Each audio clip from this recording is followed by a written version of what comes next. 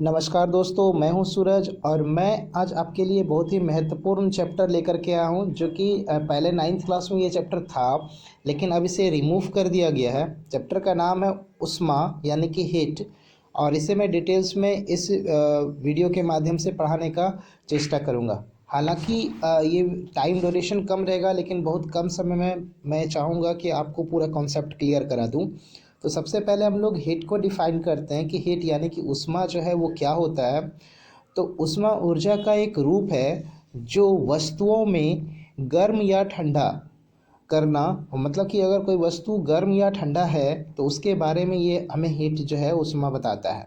दूसरे शब्दों में आप यह कह सकते हो कि गर्माहट या ठंडेपन की संवेदना को उत्पन्न करने का भौतिक कारण जो है उसी को हम क्या कहते हैं, ऊष्मा कहते हैं। और ऊष्मा का जो एसआई मात्रक होता है वह होता है जूल।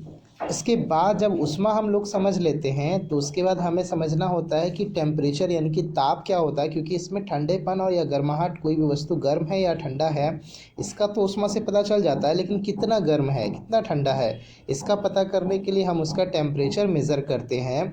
और टेम्परेचर कहलाता है कि किसी पदार्थ का जो उष्णता का कोटि होता है उसे ही हम लोग टेम्परेचर कहते हैं, यानी कि ताप कहते हैं। ताप से वस्तुओं में गर्माहट या ठंडेपन को मापा जाता है और इसका जो एसआई मात्रक होता है वह होता है केल्विन। अब इन दोनों बातों को समझ लेने के बाद हमें समझना है कि ऊष्मा के प्रकार यानी ऊष्मा के प्रभाव क्या होंगे, ऊष्मा के प्रभाव क्या होंगे उसे समझना है। तो इफ़ेक्ट ऑफ हीट समझना है हमें। तो अगर किसी वस्तु में आप ऊष्मा देते हो तो उससे उसके ताप में परिवर्तन हो जाता है, रूप तथा आकार में भी परिवर्तन हो जाता है। जैसे कि आप मान लो बर्फ़ को गर्म करोगे तो बर्फ़ क्या होगा, पिघल जाएगा और वो लिक्विड बन जाएगा, पानी बन जाएगा। तो इस प्रकार से आप कह सकते हो रूप और आकार में परिवर्तन होता है। वस्तुओं की भौतिक अवस्था में परिवर्तन होता है, ये भी एक एग्जाम्पल है। वस्तुओं की भौतिक अवस्था में एक परिवर्तन हो जाता है। वस्तुओं के भौतिक एवं रासायनिक गुणों में भी परिवर्तन होता है। रासायनिक गुणों को भी इसमें एक जोड़ दिया गया है कि रासायनिक गुणों में परिवर्तन होता है। उसके बाद हम लोग समझते हैं कि ऊष्मा के संचरण की क्या क्या विधियां हैं। मतलब क्या कि इसमें modes of transfer of heat, यानी कि ऊष्मा जो होता है एक जगह से दूसरे जगह जो जाता है उसके ट्रांसफ़र की कितनी विधियां हैं उसे समझते हैं। तो सबसे पहली जो विधि है इसका वह है चालन। कंडक्शन प्रोसेस होता है, इसको चालन कहते हैं इसे। दूसरा विधि है हमारा संवहन और तीसरा विधि है विकिरण जिसको रेडिएशन कहते हैं। तो इसमें जो पहला विधि है चालन, इसके बारे में हम लोग पढ़ेंगे कि चालन क्या होता है।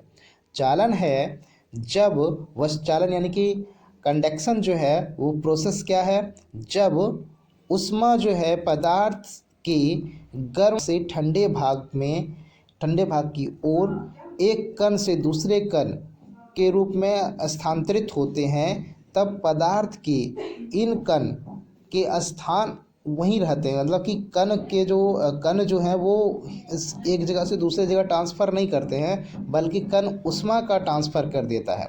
यहाँ पर ऊष्मा का क्या कर देता है, ट्रांसफ़र कर देता है। कण एक ही जगह पर स्थिर रहते हैं, लेकिन वो क्या करते थे, ऊष्मा को एक जगह से दूसरे जगह ट्रांसफ़र कर देते हैं। ठीक है, तो इसी विधि को, ऊष्मा के संचरण की इस विधि को ही चालन कहते हैं। और ठोस वस्तुओं में ये प्रक्रिया होती है। किसमें होती है ये, ठोस वस्तुओं में ये प्रक्रिया होती है। ठीक है, अब आपके पास आता है संवहन। संवहन में क्या होता है, कन्वेक्शन में क्या होता है, जब ऊष्मा पदार्थ के अणुओं की गति द्वारा पदार्थ को गर्म करते हैं, एक जगह से दूसरे जगह स्थानांतरित कर देते हैं, तो उसे कहते हैं उस ऊष्मा के संचरण को संवहन कहते हैं। इसे समझाने के लिए, जैसे मान लीजिए कि आप किसी तरल पदार्थ को या लिक्विड पदार्थ को आप गर्म करते हो, तो उसमें क्या होता है कि जब आप नीचे से गर्म करते हैं किसी तरह या पानी को आप गर्म किए तो पानी जो है निचले वाला पानी का जो बूंद है वो गर्म हुआ और वो ऊपर की तरफ आता है और फिर ऊपर की जो बिंदु है वो वस्तु है जो वो नीचे की तरफ कण जो है वो नीचे की तरफ जाता है। तो इसमें क्या होता है कि ऊष्मा एक जगह से दूसरे जगह जो ट्रांसफ़र होते हैं यहाँ पर वह कण के द्वारा ट्रांसफ़र हो जाता है। कण उसे ऊष्मा को एक जगह से दूसरे जगह ले करके जाता है। गैसों और द्रवों में ऊष्मा का संचरण इसी विधि द्वारा होता है।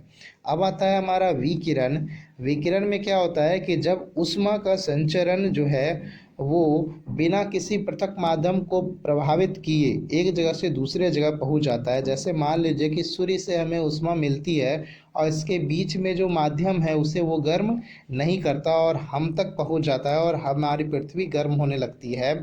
तो यह एक एग्जाम्पल है, परफेक्ट एग्जाम्पल है समझने के लिए कि इसके बीच में जो भी मीडियम आएगा उसे वो गर्म नहीं करता है वहाँ पर और हमें गर्म करते हैं यहाँ पर।